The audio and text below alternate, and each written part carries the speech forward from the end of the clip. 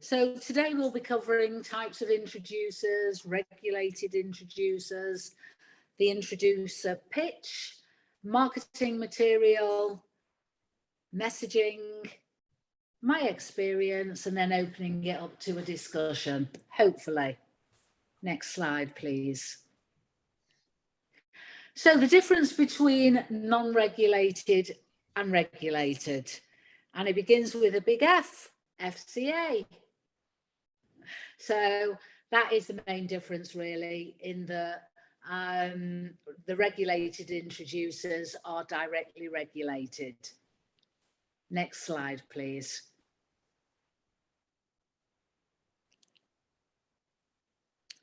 So the types of introducers, and as you can see, non-regulated, this is really our space, which is where we can operate within and hopefully get lots of leads, leak detection, emergency plumbers, drainage roofers, our own contractors, independent contractors, property management, block management, and letting agents.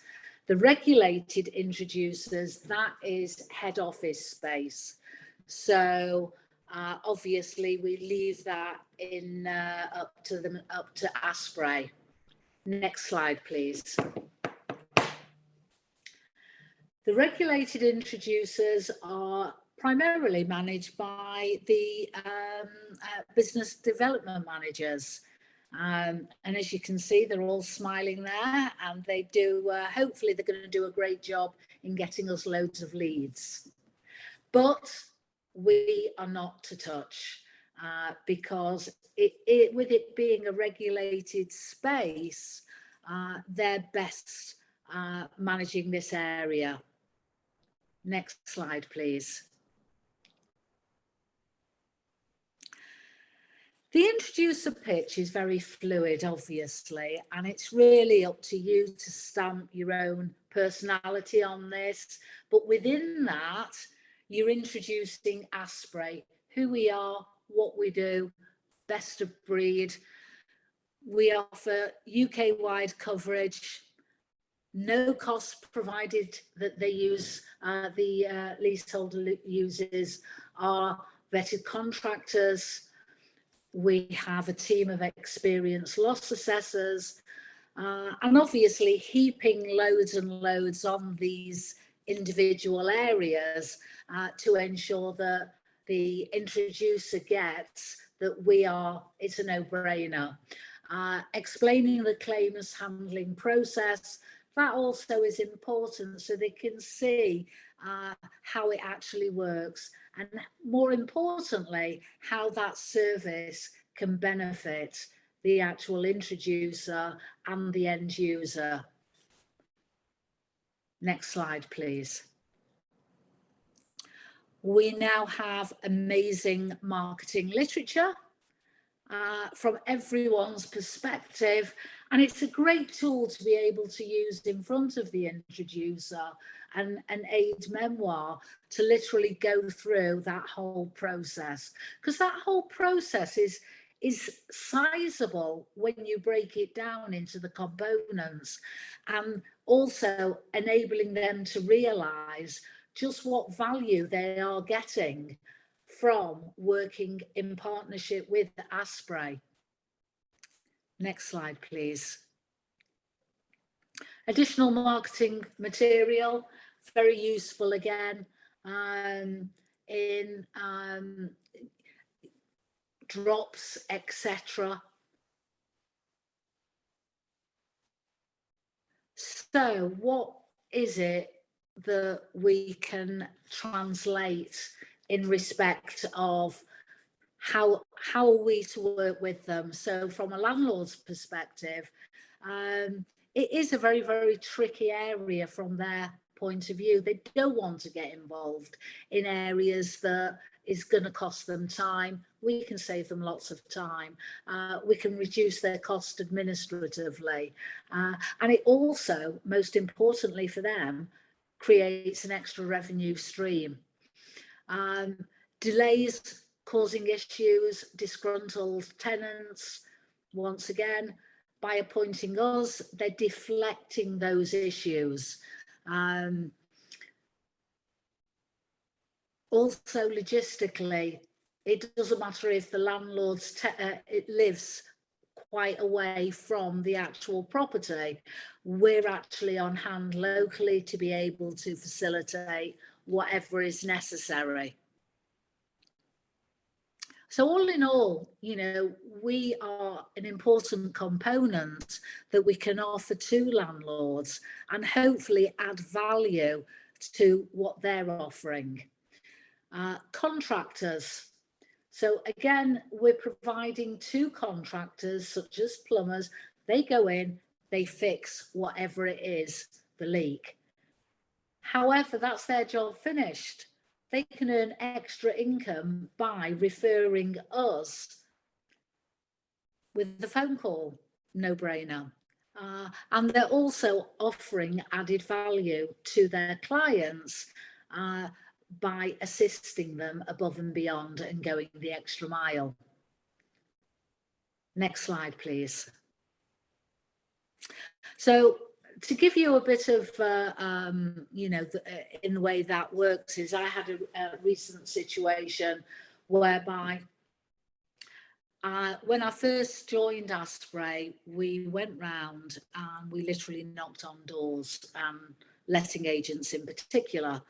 And we knocked on one, which was Jordan Fishwick.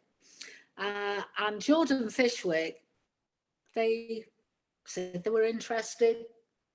They signed up and then nothing. For 2 years, nothing. I periodically contacted them, said, hi, I'm here. Don't forget me, nothing. This went on periodically for 2 years. And then last week, possibly the week before, phone call out the blue to say, I've got a leak, can you help? This leak is probably going to work out, it's a claim of about 30,000. And rather quickly thereafter came another one. So the point that I'm making is, in this very fluid space whereby you're going round, knocking on doors, sometimes thinking I'm not getting anywhere, out of the blue, 2 years later, something can actually appear, and that actually makes it all worthwhile. And this is really what Introducers is about. It's about knocking on doors, marketing who we are continuously, all the time, and eventually all those little knocks on doors add up to a portfolio of introducers that are going to keep us busy. Next slide, please. Another example in terms of how to work with introducers, and this is, I believe, very relevant. So one of the first doors that we knocked on was Belvoir. Belvoir, they thought, yeah, we'll actually try Aspray and see how it works. One of those very first leads was a issue in a block and 3 properties. Obviously, we're just only looking at their one property. So I decided to go and knock on the other 2 properties to see whether or not I can pull the three flats together, which I did. In doing so, I stumbled across the block managers. The block managers were Revolution. I then started to chase Revolution, and I was a pain, a thorn in their side, a bad smell, as I said, that wouldn't go away. And in speaking to them, I said, listen, I'm actually chasing you. I could be doing this for you and your leaseholders. Why not give us a try? And they did. We've been looking after Revolution ever since. They've been one of my main introducers and provided volume of business. They can be challenging a lot of the times, but the point is, and this is a very, very big point, is never ever overlook a potential opportunity. Literally from going from, you know, it's like breadcrumbs in picking up as you're going along, and that creates energy and more introducers, more leads, greater income. Next slide. So much so that we've now positioned ourselves where we have opened the new offices as of last week. Hopefully this is a springboard into the commercial sector as well, because I'm particularly interested in that area, but also in building a team, because in Manchester we're just scratching the surface. There is so much more out there, so many more introducers, and they are our lifeblood. And my strategy going forward is to get as many introducers as possible, because if I have 100 that are all producing 2 leads, that's 200 claims.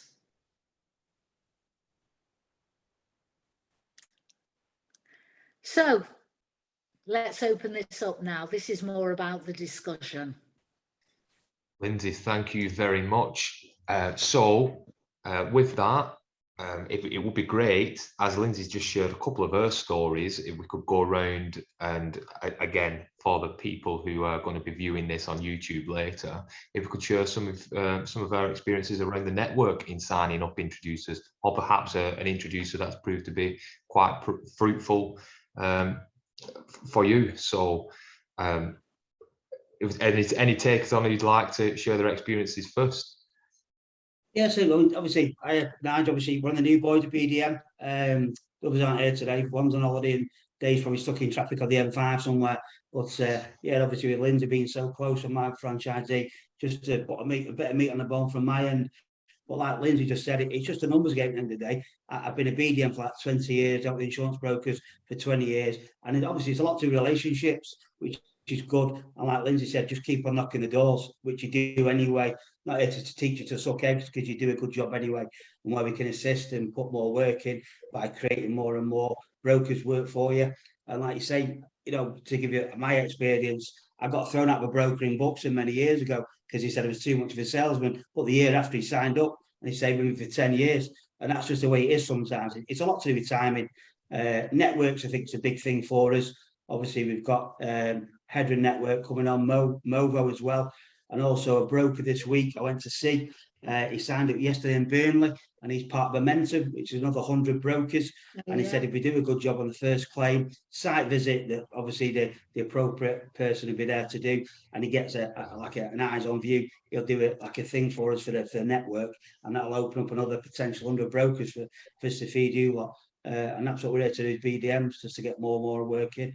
And it's just a matter of keep fighting the fight and getting the name out there. And you know, the more work we get in, the better job we do. People talk, they all go to these networks. BNI is a massive thing.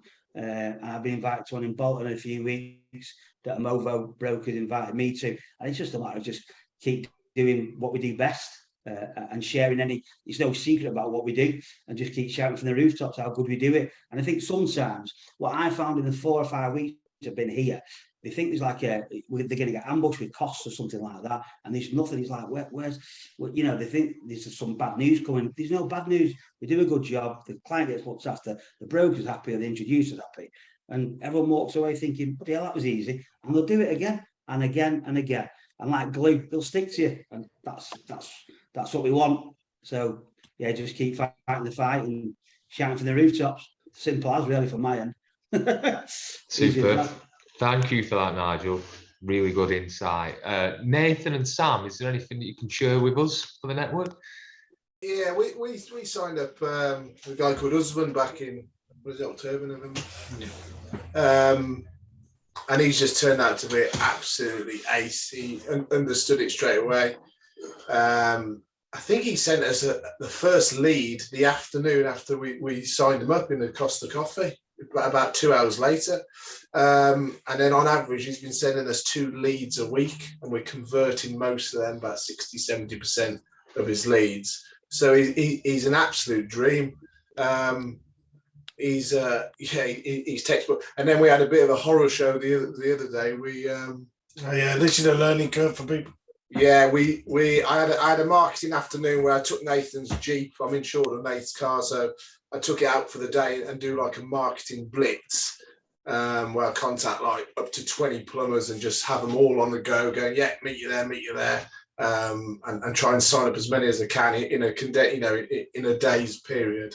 And anyway, long story short, I'd signed up this guy, got him to fill out the form, signed him up, went away on to the next meeting, and then Haley phoned in the afternoon, and he'd been in prison. What was it for? He's a convicted felon for charging £674 an hour to an OAP on a plumbing job, which we could have figured out if we Google searched his name. But apparently he didn't do it. It was somebody that had sent him on the job. So, yeah, lesson learned there. Always Google search your people you sign up as introducers. But to be fair, he had ticked that he did have a criminal record, and but lesson learned. So yeah, he played it down quite a bit. He forgot to tell us he was inside for a year. We're slightly different on introducers, and I've been going now 2 years, nearly 2 years, and we haven't done much marketing, and there's a reason for it. I'm not sure if you guys are aware, there's a lot of the Midlands area are very empty. So I get a lot of down to Coventry, up to Stoke, Telford. I get thrown on a lot of claims all over. So we haven't managed to do the networking in our areas. Done a lot. We've tried our best and we've got out and knocked on doors, but it's been when we've had half an afternoon somewhere, or we've had a free couple of hours, or we put it in the diary. But we do have a lot of travel time. I probably put 35,000 miles on my vehicles in the last 2 years. So yeah, we're a little bit different, but we are trying to condense that now. I know that head office are looking at signing a few new franchisees in the area, I believe. So obviously our pool will shrink a little bit, and then we'll have to concentrate on our territory a bit more. So yeah, knocking on doors, letting agents. Sam's going to carry on with emergency plumbers, but yeah, we find emergency plumbers are better. Letting agents haven't been the best, but then we can't really rate that because we haven't done as much as we should do. We haven't done the numbers game. We find as well, when you're saying that with letting agents, I just text a broker and I was just an altering near me, and obviously he knows from enough Jordan Fishwick and Watersons, and sometimes as a brokers is a link in with the letting agents, but it's one of them, they go together, they're friends, they go out drinking, play golf or whatever, and sometimes it's just a relationship. As long as you get the okay from the broker, you're not stepping on toes. That's where I prefer to do it, because it's like anything, you don't want hot heeling to see the letting agent and the big friend pay loads of money to the broker. But if we've got the relationship with the broker already, it's an easier or a quicker win for us. And just as we're going round, sort of introducing, like you said, Stafford and Telford around there, that's my area. And there's a few brokers I know quite well, and decent sized brokers that use us. So in the next couple of weeks, I'll be getting out to there to see you, to say hello. And sometimes brokers have just forgot what we do. And that's what I found in the short time I've been here. I've gone into brokers, been signed up, like Lindsey said before, for 2-3 years, and forgot what we do, because the leaf has been thrown away. They forget they signed an agreement years ago. So as you go in and refresh what we're doing, all of a sudden it's like, oh, bloody hell, bit of traction here. You get a claim wing through.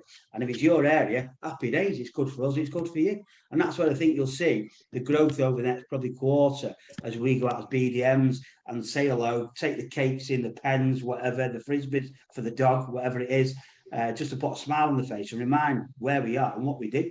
And certainly the insurers being that bad at the job through the pandemic, use it as an excuse. And we should just get stronger and stronger, and that's good for us and good for you as a network. Just get more and more claims, and never a bad thing, is it really? Just to give you a slant from my end, that the two go together, So yeah. Yeah, no claims in Stoke on a Friday though, mate, because I don't want to be going up that M6. I'll make sure we get one. 12 o'clock. Yeah. Friday, it's your job. Get cracking. Brilliant. Brilliant. Ian Speedy, would you like to say anything about signing up introducers and your experience? Yeah, go on then. Who in particular? Let's have a think. Belvoir, on the subject of Belvoir. I phoned the guy up there. He's been there for a good number of years, never had a claim at all. But he's Scottish, so he signed up anyway, probably because of that. And within a few weeks, he had a claim. And since then, we've had a few more, and nothing overly major. He's still finding his feet a little bit, but it is a question of, I suppose, once you get a claim, you are more inclined to get another one because you're there, aren't you? You're visible, and I think that's probably important. No matter, you know, if you're not getting a claim, you still have to be visible, but it's pretty much automatic once you get a claim. Any other ones? Block management, yeah, I've got a good block management one. I'd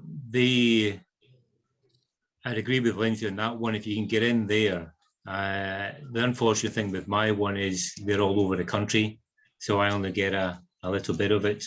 But generally speaking, they know the business as well, which helps. You know, they know what's involved in putting things together. So yeah. But I'm not doing as much as, I tell you what, I realised I've not got on my feet as quick as I should after things have changed.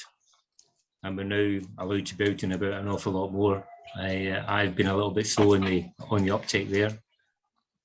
I've done a couple of things to try to change it, but it's early days. And I'm noticing it. You know, things are not flowing through as quick as I would like. So I'm on the hunt. Fantastic, Ian. Thanks for that. Roy Bowen, would you like to jump in or figure out that mute button for a second? I'm trying to work out, is that Murray Walker in the Aspray studio?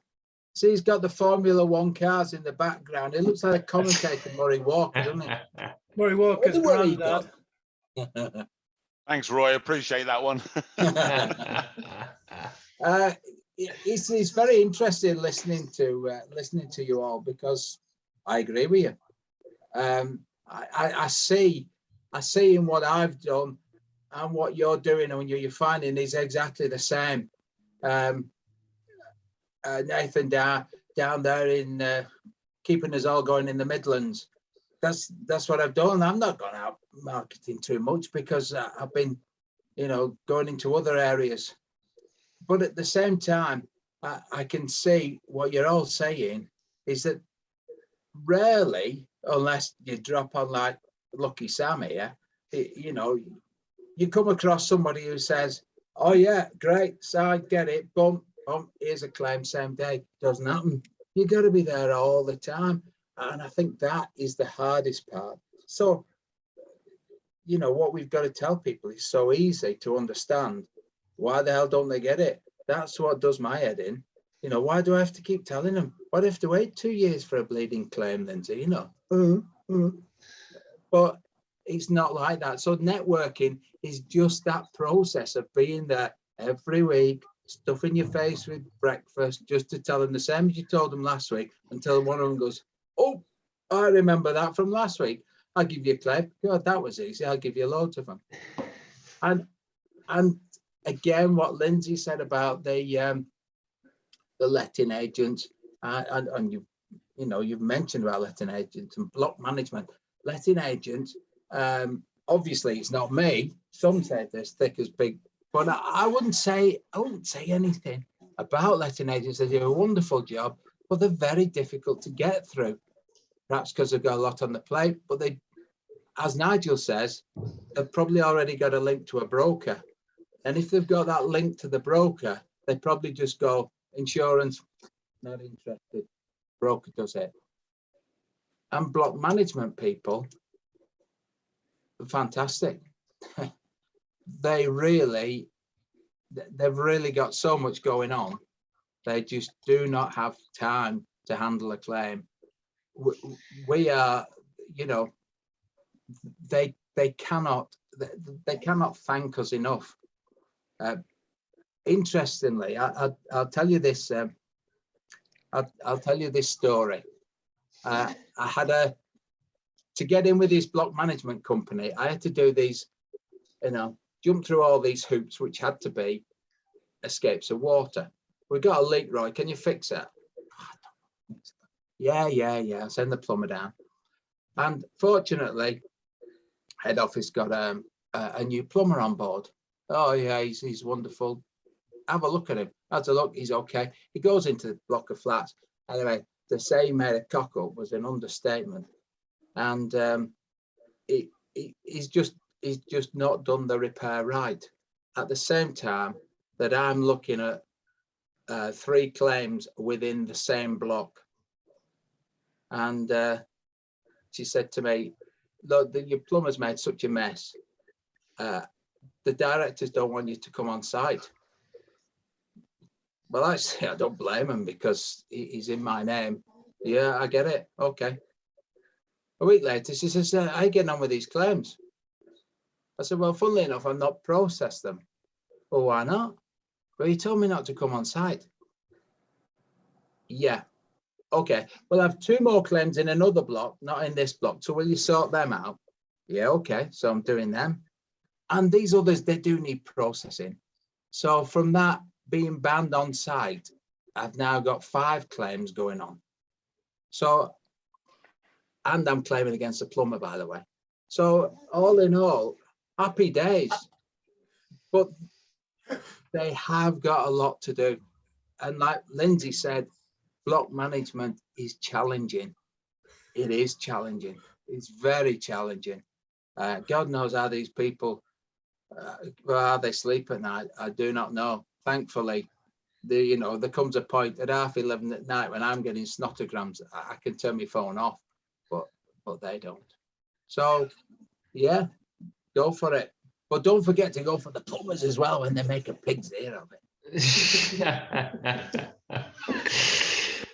Oh, brilliant. I'll shut up now. I'll mute up. Thank you for that, Roy. Really good, that, as always, as ever. Jeff Tallis, would you like to add anything in there? Yeah, I've had mixed experiences. Never had any joy with letting agents. I've signed them up over the years, and yeah, you just, even when you chase them up, they just say they haven't got anything, which is a bit of a shame. So how we can sort of like jolly them along on a more regular basis, I'd appreciate any advice. With emergency plumbers, I had a bit of a nightmare that I signed a guy up autumn to winter last year, and he's been giving me 3-4 claims a week. So I've been completely swamped. I just can't cope with them. They've all been a nightmare. But the value is terrible. These are like, I think my smallest was £200, and there has been a couple of decent ones, sort of like £8,000-9,000, but they all around to like £1,500 just to patch a ceiling and decorate a ceiling. And bearing in mind that they all take as long to process, whether it's a 20 grand claim or a £2,000 claim.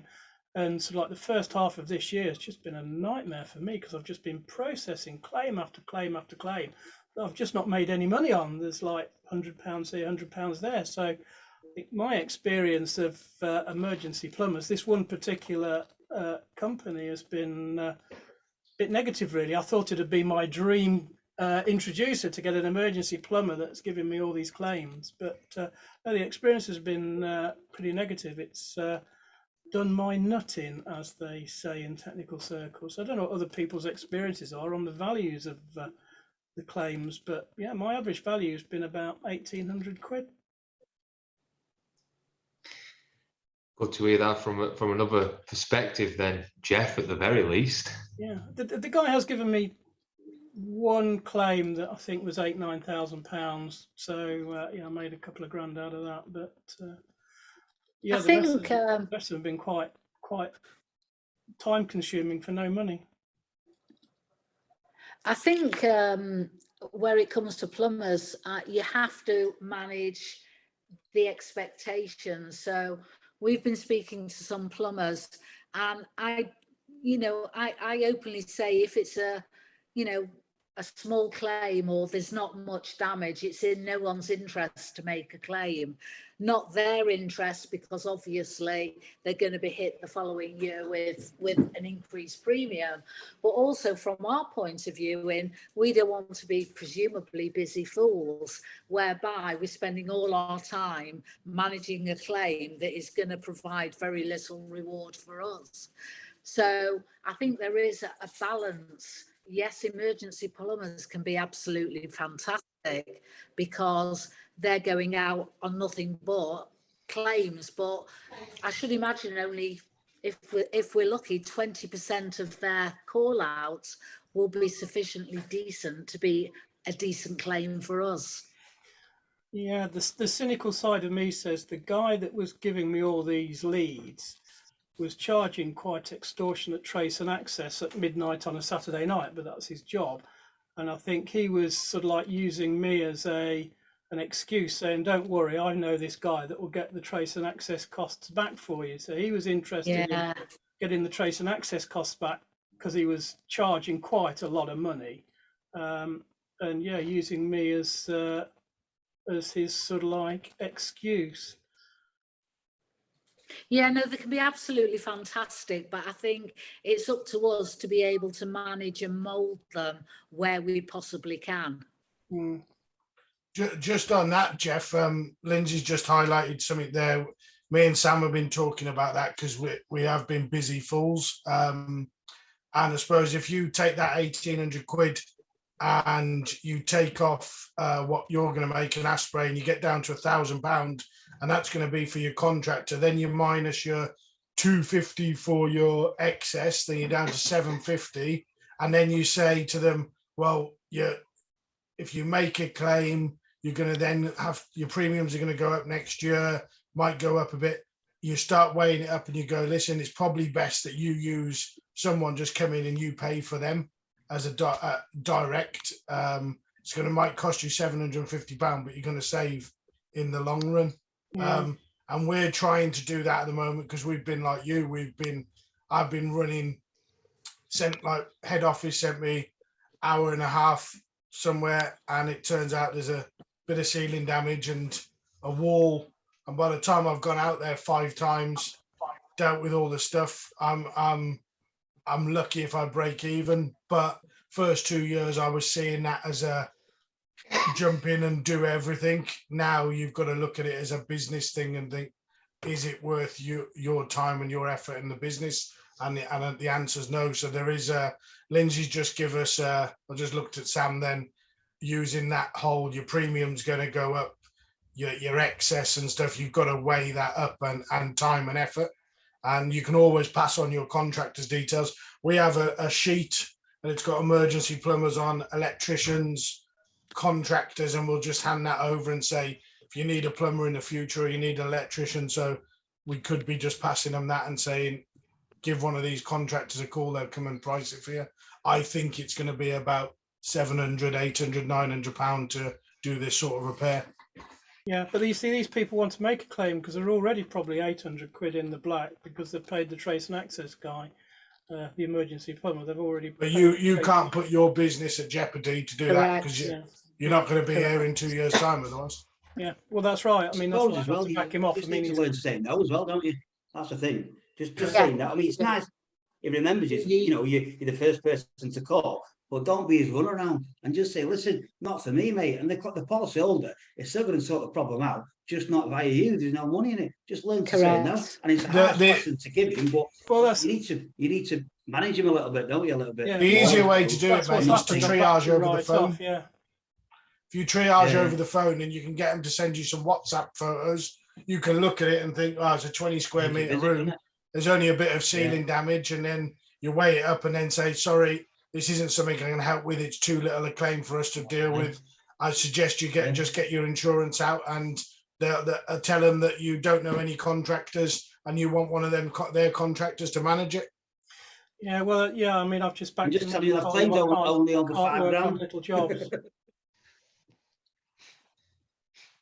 But it was difficult because he was giving me absolutely everything he got. But I think we've sorted him now.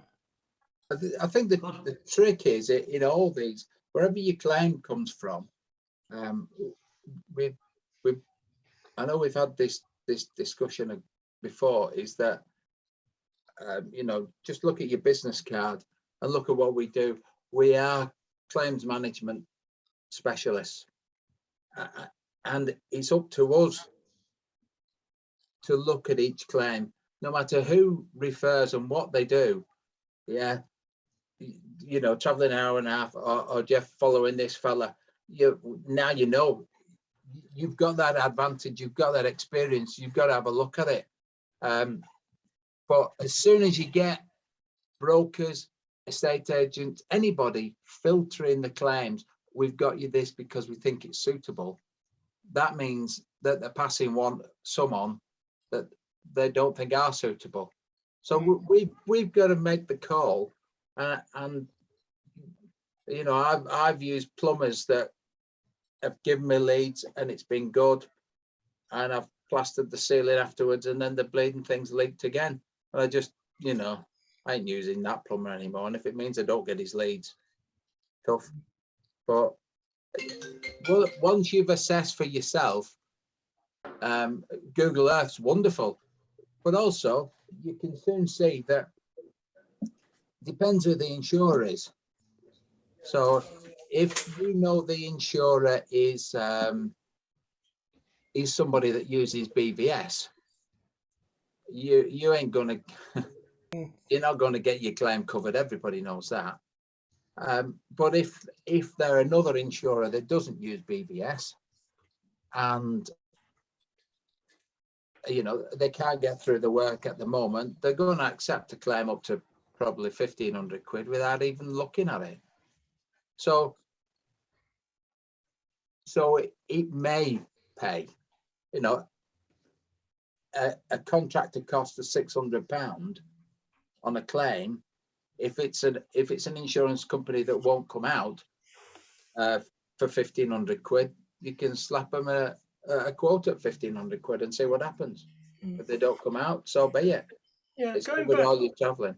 Yeah, going back to the other subject, which is letting agents, and you know, I put my hand up and say I haven't really chased letting agents. I signed a lot up a couple of years ago before lockdown, and nothing's really come from them. But is there some way we can have sort of like a constant communication with them? Is it worth putting out some sort of monthly newsletter that goes to all our letting agents that just appears on their desktop or something like that, just to remind them that we're here? Because I get the impression that in letting agents, there's a fair few people in an office. You talk to the guy at the top who never tells the guys on the shop floor what's going on. So when a claim comes in or a landlord complains, the people on the bottom don't really know what to do. So is there some way we can sort of like say some sort of monthly newsletter or something like that, just that goes around their staff, just to put our name in front of them and reinforce what we do? We do have an e-shot that we send out to introducers. It usually goes out to all of them.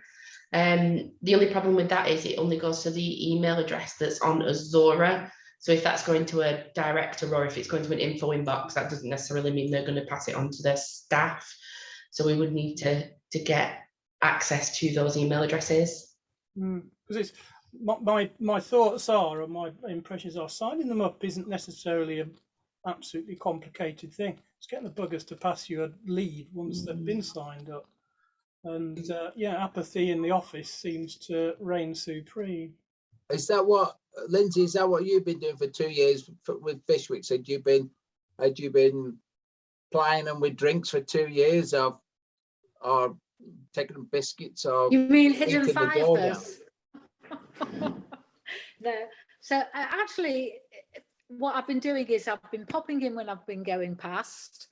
I've been ringing up, and literally just periodically, you know, going in, ringing, hi, I'm here, hope you haven't forgotten me, etc.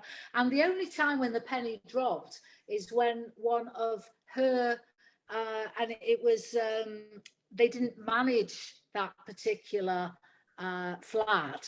They just let it as and when it was a let. And she came to her and said, I've got a problem. And she said, you know, I just know the right person for that. And it literally, and I think that is the main point here, is being visible, is not just going in and forgetting someone. I mean, for me, Jordan Fish Week was quite important.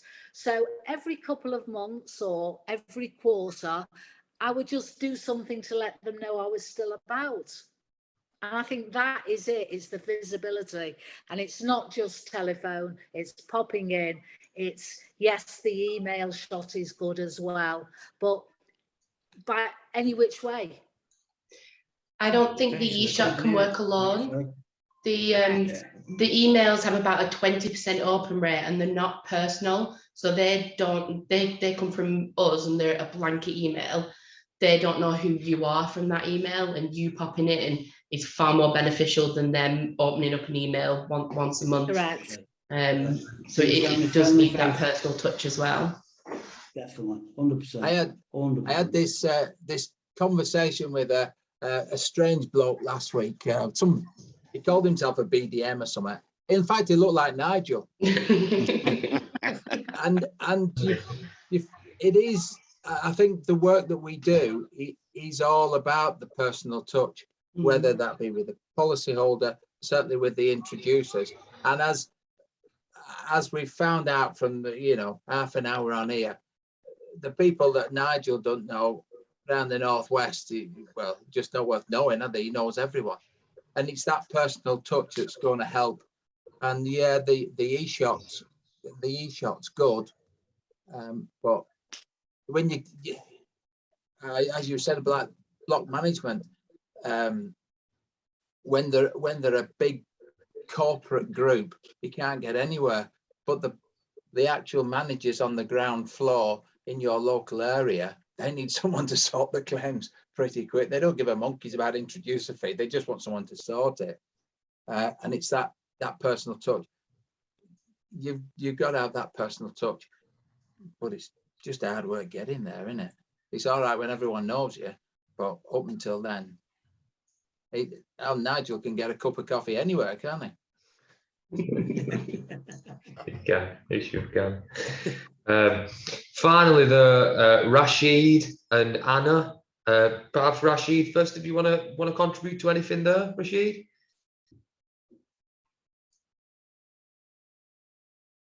Oh, are you off mute, Rashid? Are you there? Yeah, we're just struggling to hear you. Right, we'll let Rashid figure that one out. Anna, is there anything that you want to contribute first of all? We'll come back to you, Rashid. Anna. It's just really interesting listening to everybody, and I tend to agree with everything that's been said. I've signed up a couple of plumbers, emergency plumbers, and initially did take a bit of time for them to understand what actually I was after.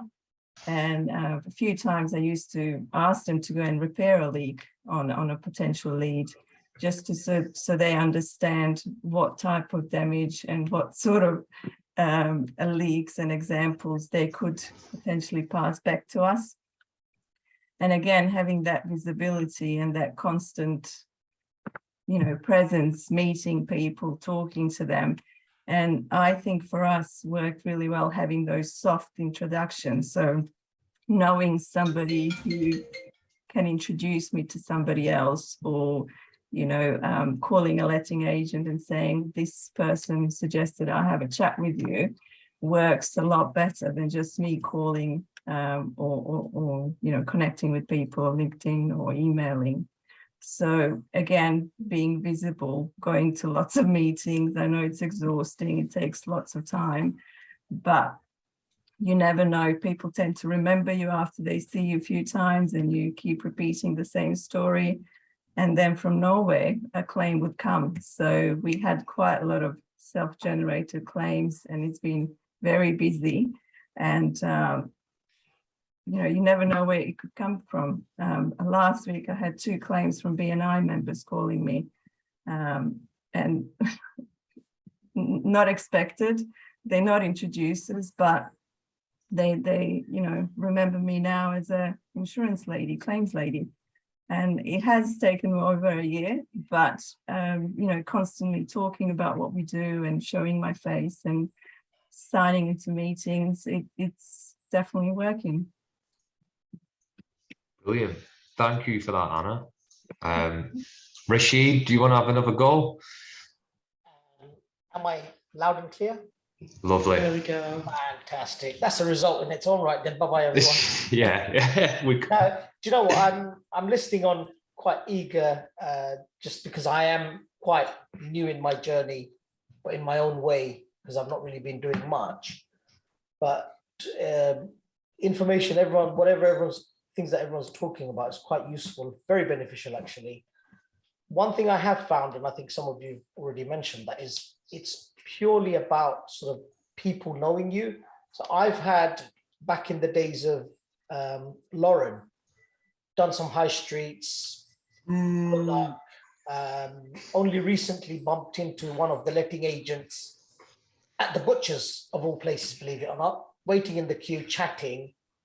And it's like, do you know what? I was actually thinking of you. We had this big problem. I said, well, you should have given me the space of the day, the time of the day at the time. It's like, yeah. Do you know what? Why don't you come in, please? Let's sit down and have a talk about this, because now I understand how you can be of help. So I'm going there next week to have a meeting, and hopefully maybe something will come of that. I've also had a couple of old BNI people that have come back. They've left BNI, I've left BNI, but they've come back. They haven't really turned into claims, but there's potential leads there. So it is a lot of it, I think.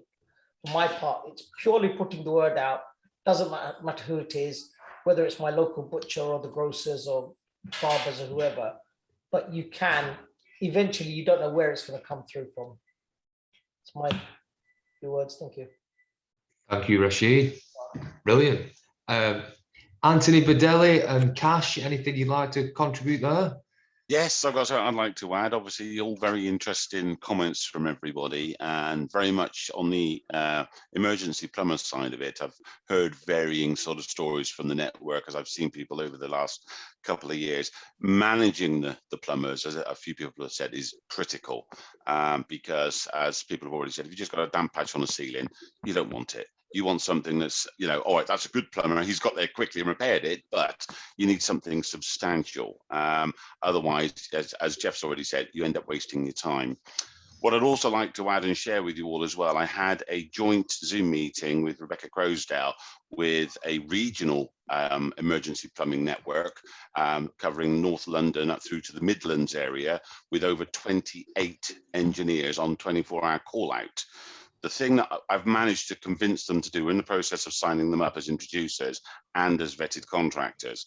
I've managed to convince the MDs that the introducer fee, 50% of it goes to the engineer that's on the coalface. What that will do is motivate the engineers when his pay packet a month or two later, oh, I've got extra, what's that for? Oh, that was that introduction. It's something I want to share with all of you, that if you're working with group plumbers rather than an individual plumber, it's worth negotiating with the boss of that company you're working with to get some of that money going to the guys on the coalface. Because if they've got the Aspray information that they're giving out, they realise, actually, well, this is a lot of damage here. If I can get this, I get some money in my pocket as well. And it's definitely, this guy is absolutely over the moon with the idea. He wants to work with us. So we're processing that. What I'd also like to add is, any of you in the network that have got group plumbers that cover a territory, let Rebecca Crosdale and myself know about it. We'll set up meetings with them and try and expand on that, but also improve rate cards as well. So that's literally hot off the press this week. We had that meeting on Monday. I've got one for you. Sorry? I've got one for you then. You've got one for me, right? Okay, then email myself and Rebecca, and we'll jump on that, Linz. Okay. Superb. But I think from the fact, sorry, Anthony, I think from the fact that if the engineers themselves are being money motivated because they're getting quarter of it, 50% of the introducer fee, capped at obviously at £500, that is an incentive. And if you think of, I mean, I'll use John Wood as an example, his emergency plumber that we signed up 18 months ago, he on average gets 3 or 4 claims a week off that guy, and they're all substantial claims. So I think, it's definitely another avenue that we've got to pursue. Brilliant. Okay then, so Cash, would you like to add anything just to finish off? Yeah, I guess I can just keep it very short and sweet. Obviously, I've recently joined the Aspray family. In terms of introducers, obviously I come from an estate agency background, so I've already got existing contacts that I can rely on and touch base with, which I have done already. We're in the process of just this week alone signing up 2 introducers. One of them is an estate agent. It's run by one of my friends, and then the other one's a contractor as well. So that's just, you know, scratching the surface in terms of the database that I hold. So I reckon once I've gone through all of it, you know, I'll be bringing on potentially quite a substantial amount of introducers on our portfolio. So hopefully that will, you know, result in more claims being hopefully, you know, added onto the system to make you guys happy. So yeah, make me very happy. Sorry. Make me. Oh yeah, and Lindsay as well. Yeah. Thank you for that, Cash. Yeah, fingers crossed then, and all the best for that. And finally, everyone, just want to say a big thank you there. I think that's one of the best discussions that we've had.